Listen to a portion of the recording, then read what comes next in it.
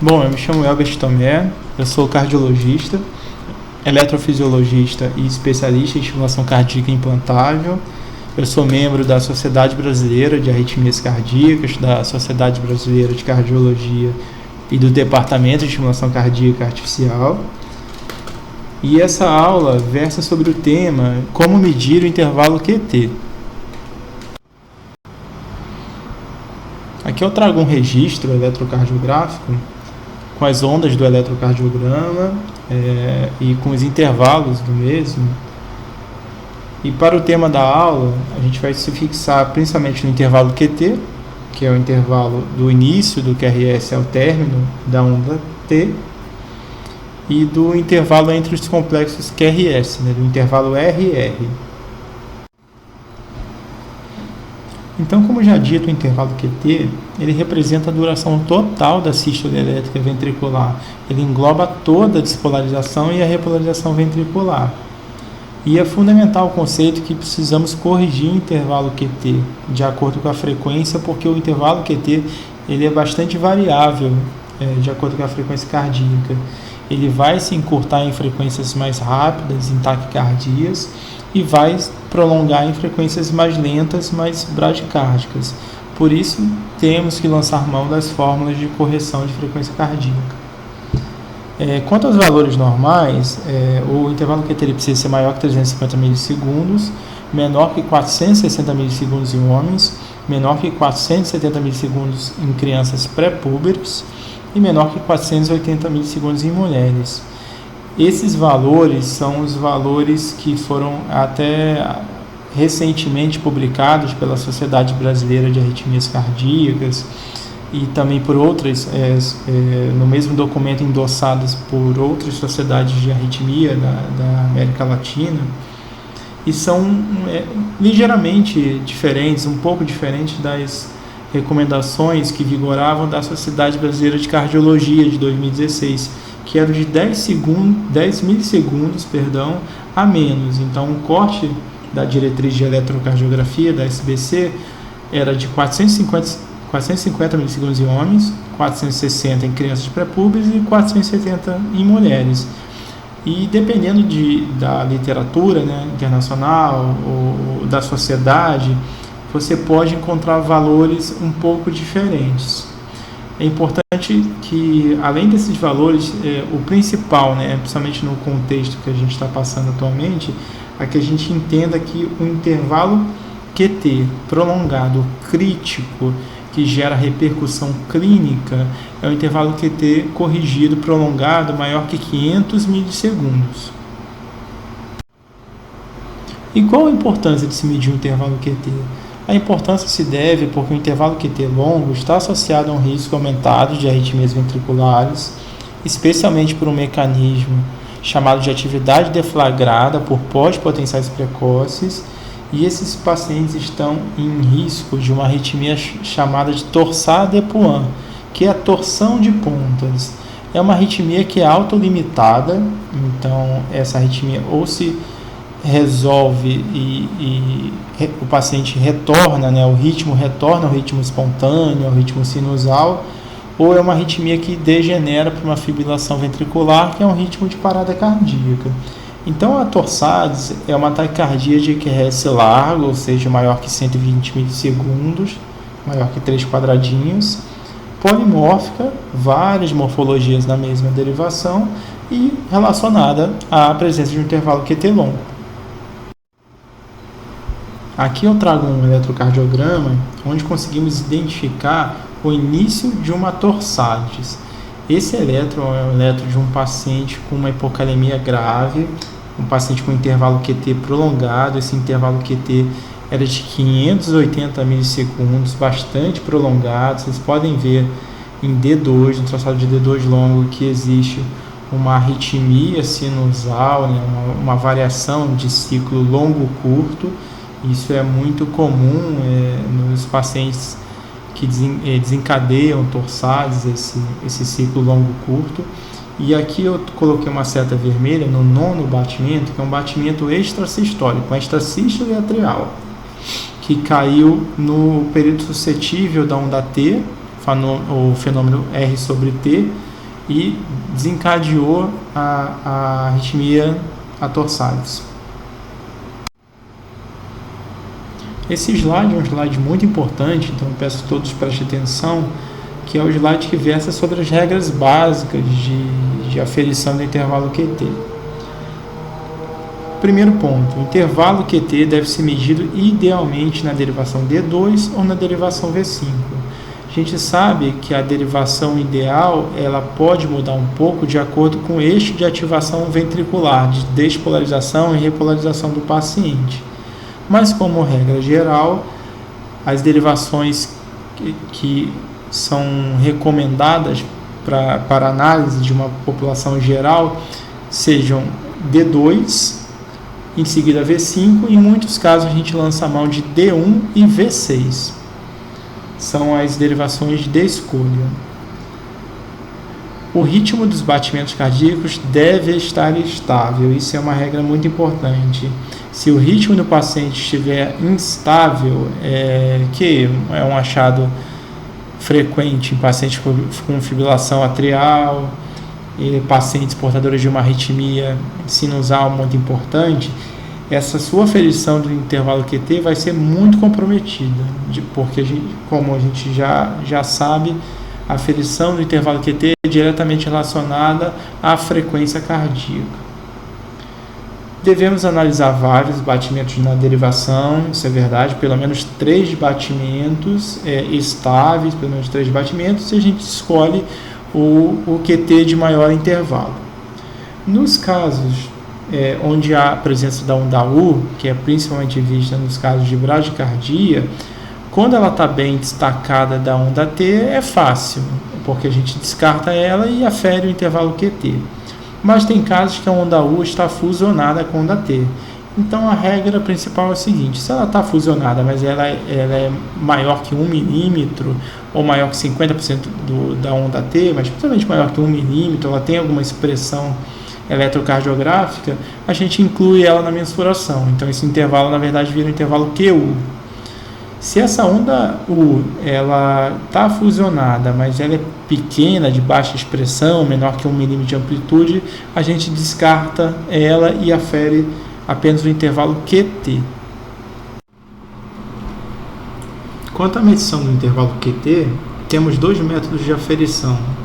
O método de threshold, é o método limiar, é o método visual mais utilizado.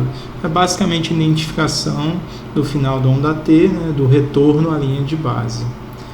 Mas em casos mais difíceis de identificação do final da onda T, podemos lançar mão também do método de tangente, que eu vou tentar explicar um pouco melhor no próximo slide. Aqui o método da tangente fica mais visual. Nesse exemplo, traçamos uma linha azul tracejada até o vértice, o ponto mais alto da onda T, e traçamos uma linha tracejada vermelha na linha de base. Quem dá a linha de base no eletrocardiograma é o segmento TP, final da onda T, início da onda P. E aí vamos construir uma linha que vai tangenciar a inscrição final da onda T, seja ela descendente ou seja ela ascendente. Ela vai correr tangencialmente a essa inscrição final até o encontro da linha tracejada vermelha, até o encontro da linha de base. Esse vai ser o ponto marcado do final da onda T. E uma dica rápida para análise do intervalo QT, que podemos utilizar nos casos onde a frequência cardíaca está entre 60 a 100 batimentos por minuto, é a regra da metade do RR. Ela consiste em traçarmos uma linha exatamente na interseção no meio do intervalo RR e analisarmos o intervalo QT. Então, se esse intervalo QT ele ultrapassar essa linha, muito provavelmente esse paciente tem um QT corrigido longo.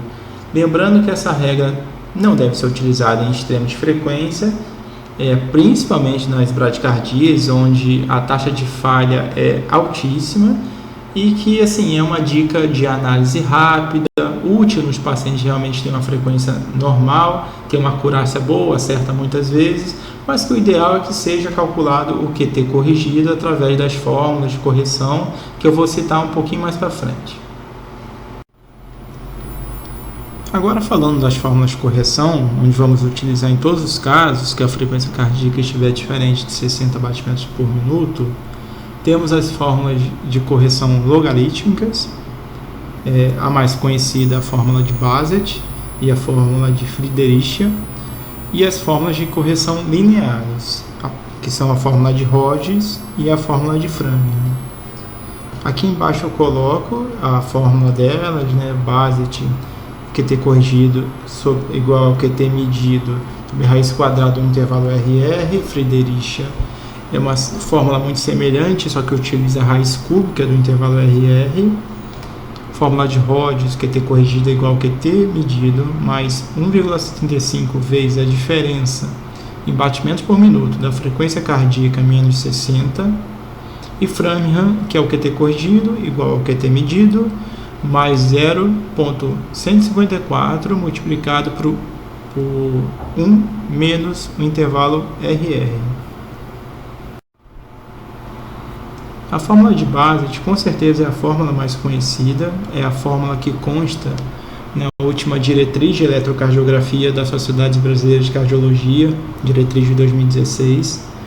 Porém, apesar de ser a fórmula mais conhecida, é uma fórmula com muitas limitações. Ela apresenta limitações com frequências menores que 60 batimentos por minuto e superiores a 90 batimentos por minuto. Ela subestima bastante o QT nas bradicardias e superestima nas taquicardias. E quanto à fórmula em si, diferente do que algumas pessoas ensinam ou divulgam, ela não é uma fórmula onde ela necessita obrigatoriamente ser toda calculada em segundos. O que realmente precisa ser feito é que a raiz quadrada do intervalo RR, o intervalo RR, realmente seja em segundos. Caso contrário, a fórmula vai dar um resultado totalmente errôneo. Mas o intervalo QT, ele tanto pode ser colocado em segundos, é o que a gente costuma utilizar para evitar erros, evitar uma confusão, segundos, milissegundos. A gente acaba calculando tudo em segundos para ficar mais fácil de lembrar. Porém, esse cálculo do intervalo QT ele pode ser sim colocado em milissegundos, a parte de cima em milissegundos, a parte de baixo em segundos. E é a unidade desse intervalo QT que vai ser responsável pelo resultado. Então, se o cálculo que você colocou do intervalo do QT for em segundos, o resultado vai vir em segundos.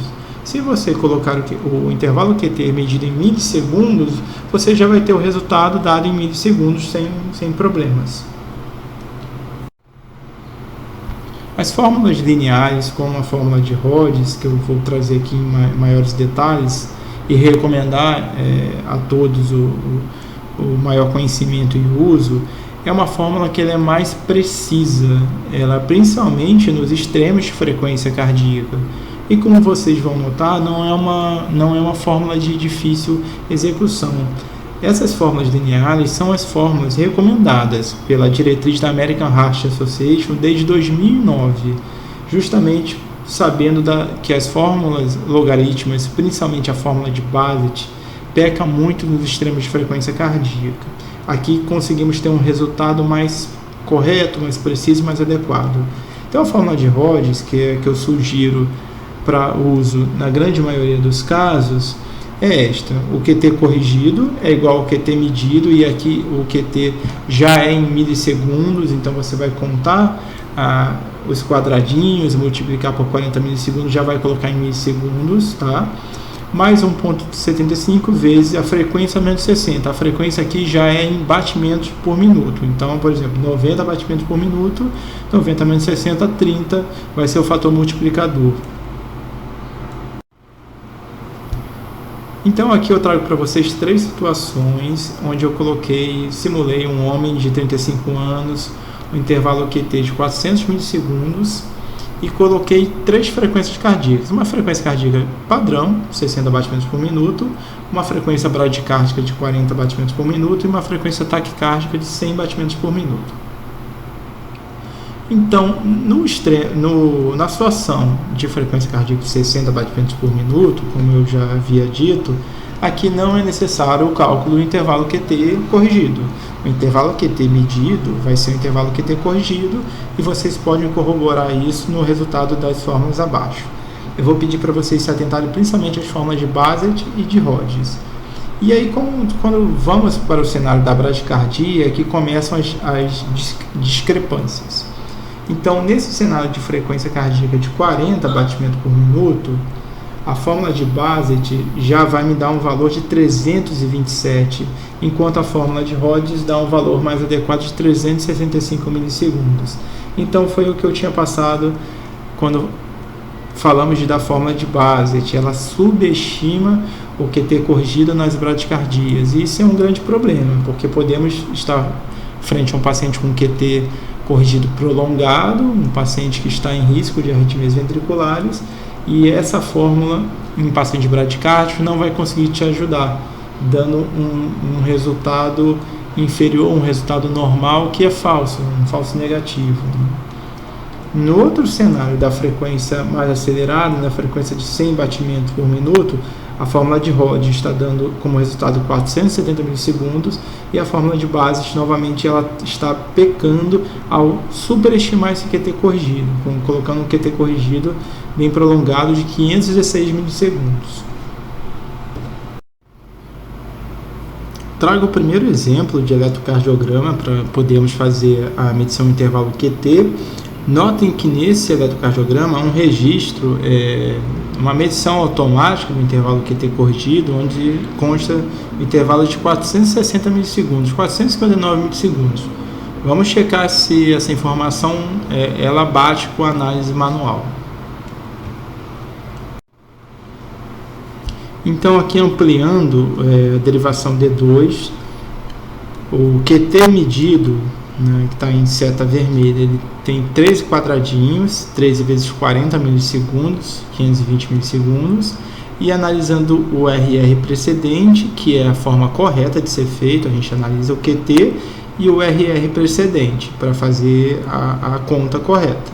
Então, o RR dá 18 quadradinhos, então 18 vezes 40, 720 milissegundos. Vamos jogar nas duas formas, de Bassett e Rhodes. Novamente, para facilitar o cálculo apenas, eu vou fazer a conta da fórmula de Bassett toda em segundos e o resultado vai vir em segundos. Eu poderia também usar um intervalo QT de 520 milissegundos na fórmula em milissegundos e teria o resultado de 613 milissegundos. Então, vocês já vão ver que há uma discrepância, né? A fórmula de Bassett, dando um resultado de 613 milissegundos ou 0,613 segundos, e a fórmula de Rhodes dando o resultado de 560 milissegundos. Ambos bem aumentados, mas com valores também bem discrepantes. E aí, novamente, só lembrando, esse é um traçado onde o registro automático dava um resultado de 460 milissegundos, ou seja, um QT que não estava prolongado, e que aí a gente fazendo a análise adequada, a gente consegue, através das formas, a gente consegue obter um intervalo QT corrigido, correto e bem aumentado, com um paciente em bastante risco de arritmias ventriculares. Nesse caso, novamente, a fórmula de Bassett errou, superestimando muito esse resultado. Realmente, o QT corrigido aqui ele é bem prolongado, mas não nessa faixa. Aqui o valor ideal seria o valor dado pela fórmula linear de Rhodes de 560 milissegundos. Nesse caso, também, se a gente fosse utilizar aquela fórmula, aquela dica rápida que eu passei da regra, da metade do RR, vocês podem ver que esse intervalo QT aqui ultrapassaria a metade do RR. Então, por lá também daria que esse intervalo QT estaria longo, e aí a gente precisaria fazer o cálculo da fórmula para ter um resultado mais acurado. Aqui eu trago um segundo eletrocardiograma. Vamos fazer a avaliação do intervalo QT. Aqui o QT medido foi de 15 quadradinhos, totalizando 600 milissegundos ou 0,60 segundos. O RR precedente ao intervalo QT medido, novamente, é a forma correta a ser feito a análise do intervalo QT corrigido, dá um total de 32 quadradinhos, 1280 milissegundos, e aqui eu faço a análise novamente nas duas fórmulas, a fórmula mais conhecida, a fórmula mais utilizada de Bassett, e a fórmula linear de Rhodes, que é a fórmula que a gente tende a recomendar, que tende a dar um resultado mais preciso, principalmente nos extremos de frequência, mas de uma forma geral. Aqui os valores novamente vão dar valores bastante alterados, né? A fórmula de Bassett, eu fiz o cálculo novamente em segundos para facilitar, mas o intervalo QT poderia ser em milissegundos, daria o resultado aqui de 530 milissegundos, e a fórmula de Rhodes já me dando o resultado de 580 milissegundos. Então, novamente, nesse caso, a fórmula de Bassett subestimou esse intervalo QT corrigido, que é prolongado, mas na verdade trata-se de um intervalo QT corrigido até maior do que isso, bastante prolongado, de 580 milissegundos. Agora eu vou entrar num tema final que frequentemente é negligenciado nas aulas de medição de intervalo QT, nas aulas que abordam o intervalo QT, que é um tema chato, é um tema que ninguém gosta muito de falar, porque é um tema que não há consenso, tema controverso, que são as situações onde não podemos mensurar o intervalo QT, ou esse é de difícil mensuração. Então, eu vou falar de algumas situações mais claras e clássicas: a fibrilação atrial pela clara instabilidade do RR e, consequentemente, do intervalo QT, e os ritmos que cursam com o QRS alterado, alargado, a despolarização alterada e, consequentemente, a repolarização. Aqui, ritmo de marca-passos, bloqueios de ramo e a pré-excitação ventricular. Como eu havia dito, a medição de intervalo QT na fibrilação atrial, nos ritmos muito irregulares, é um tema polêmico onde não há consenso. No guideline de 2009 da American Heart Association é colocado para nós que na fibrilação atrial é impossível fazer a medição e a análise adequada do intervalo QT. Nos casos onde se é tentado realizar essa aferição, a orientação principal seria essa de se analisar o QTC médio de pelo menos 5 batimentos e o RR de pelo menos 10 segundos. 10 segundos é aquele registro longo da fita do eletro que geralmente fica embaixo. E de se evitar a fórmula de Bassett, porque já sabemos que ela falha muito nos extremos de frequência, né? Os pacientes de fibrilação atrial frequentemente têm frequências elevadas. Só que essa orientação, essa forma de se fazer o registro é uma forma extremamente demorada e de muito difícil execução. Então, na prática, torna-se inviável. Então, nos casos onde a gente opta por tentar ter uma estimativa do intervalo QT, nem que seja uma estimativa não muito fidedigna, mas que dê uma margem para sabermos se o paciente está principalmente em algum risco, né, para o intervalo QT prolongado, podemos utilizar de uma outra forma, que não é consenso, mas que consegue fazer uma estimativa razoável do intervalo QT, que é você analisar a média dos intervalos QT do RR mais curto e do RR mais prolongado. E aí, utilizando a média desse, a gente consegue fazer o QTC médio e aí colocar esses dados em fórmulas, onde a gente tem o QTC médio, pode utilizar-se do RR médio, ou, por exemplo, na fórmula linear de Rhodes, onde utilizamos os batimentos por minuto, a gente pode fazer até mais fácil, pegar o intervalo QTC médio, pegar o número de QRS no registro de D2 longo, que é um registro de 10 segundos, você conta lá todos os complexos QRS, por exemplo, tem 10, e aí você multiplica por 6, né? 10 segundos por 60 segundos no minuto. Então você vai ter uma frequência de 60 batimentos por minuto, e assim você consegue fazer esse cálculo que dá uma avaliação razoável do intervalo QT. A medição do intervalo QT em situações de QRS largo também é um cenário onde não há um consenso muito claro. Várias formas já foram propostas para fazer essa análise. Aí eu cito algumas, aqui a diferença pelo intervalo JT, o intervalo QTCC, a subtração até empírica de valores, 50, 70, 100 milissegundos, subtração da metade do QRS, algumas fórmulas que não são muito intuitivas. Mas qual é o problema? Foram várias fórmulas, a grande maioria dessas fórmulas não foram validadas após os estudos, né? É aquele cenário comum que quando há muitas fórmulas é porque geralmente não há uma muito boa. E aqui provavelmente não é um cenário diferente dessa regra. Então, o que a gente costuma utilizar para conseguir fazer uma análise pelo menos razoável do intervalo QT nesses pacientes, nesse cenário, é se utilizar da última orientação da Sociedade Brasileira de Arritmias Cardíacas, num documento que foi lançado há poucos meses, no início da pandemia do novo coronavírus, que é o cálculo do QTC ajustado para o QRS largo. É a fórmula que atualmente estamos mais utilizando, apesar de carecer de maiores estudos. Então, basicamente, a gente faz uma correção desse valor medido do QT corrigido, subtraindo o QRS menos 100 milissegundos. Então, eu até coloquei um exemplo de um QT já corrigido, já calculado de 500 milissegundos, em um paciente com um BRE e um QRS de 160 milissegundos. Então, nesse cenário, a gente vai subtrair esse QRS de 100 milissegundos, e vai tirar 160 menos 100, vai ficar com 60 milissegundos, e vai tirar isso do intervalo QTC corrigido. Então, o QTC corrigido nesse paciente com BRE, nesse cenário, seria normal, um QTC de 440 milissegundos.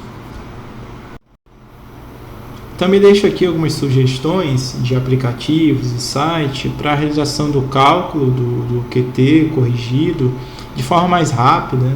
Temos alguns apps como o MDCalc, o App Mobile, e como site o qtcalculator.org, que foi inclusive eu utilizei esse site para fazer os cálculos aqui da aula. Eu espero ter conseguido sanar todas as dúvidas a respeito do tema da medição do intervalo QT, como realizar de forma correta, os diferentes cenários. Em caso de dúvidas, deixe meu e-mail, é elbertomé@hotmail.com. O meu site é www.meuarritmologista.com e meu Instagram, que é dr.elbertomé, doutor.elbertomé. Caso de dúvidas, fiquem à vontade. Um grande abraço a todos.